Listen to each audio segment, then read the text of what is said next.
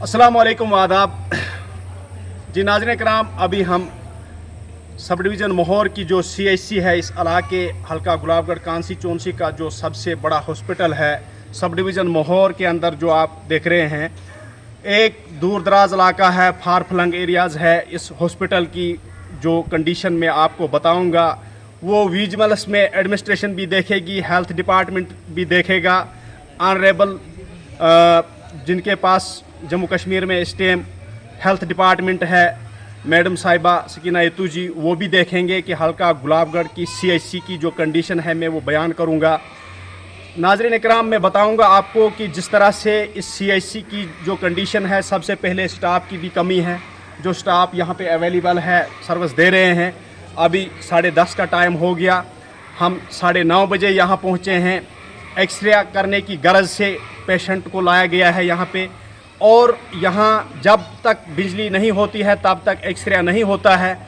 ये मैं हैरान हूँ, यहाँ जो सोलर प्लांट है कम से कम जो विजुअल्स में मैं एडमिनिस्ट्रेशन को दिखाऊंगा वो करोड़ से कम प्रॉपर्टी नहीं है सरकारी, लेकिन ठप पड़ा हुआ है। यहाँ तक कि डॉक्टरों को इन्वर्टर की ज़रूरत पड़ती है अपनी लाइट को इस्तेमाल करने के लिए। मैं हैरान हूँ। हेल्थ एक मतलब सबसे प्रियॉरिटी पे हेल्थ सेक्टर की बात आती है, चाहे वो सेंटर की सरकार हो चाहे वो जम्मू कश्मीर की सरकार हो। लेकिन ऑनरेबल MLA साहब से भी मैं गुजारिश करूंगा, सर इसके छत पे चढ़ के देखो, सोलर प्लांट कितना बड़ा लगा हुआ है लेकिन फंक्शनल नहीं है।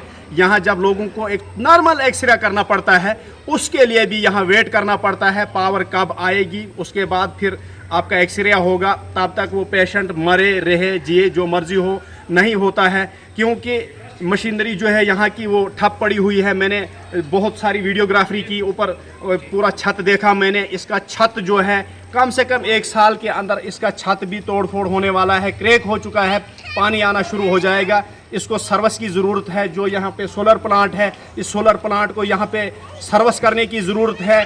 करोड़ों का प्रोजेक्ट जो यहाँ बर्बाद हो चुका है, ये किसकी गलती की वजह से हुआ, किसकी नेग्लिजेंसी की वजह से हुआ है। यहाँ अंदर जितने भी लोग एक्सरे के गर्ज से आए हुए हैं, परेशान हो जाता है इंसान। प्लाट अगर बाहर से कोई इस हॉस्पिटल को देखे कहेंगे कि यहाँ चंडीगढ़ से भी अबतर इलाज होगा, लेकिन जब अंदर पहुँचता है इंसान, इतनी कंडीशन ख़राब है, इतनी हालात तबाह है। मैं हैरान हूँ। मैं ऑनरेबल SDM साहब से भी गुजारिश करूँगा कि SDM साहब यहाँ इस सोलर प्लांट के बारे में हेल्थ डिपार्टमेंट को लेटर निकालें कि क्या प्रॉब्लम है, क्या वजह है, ये क्यों ठप पड़ा हुआ है।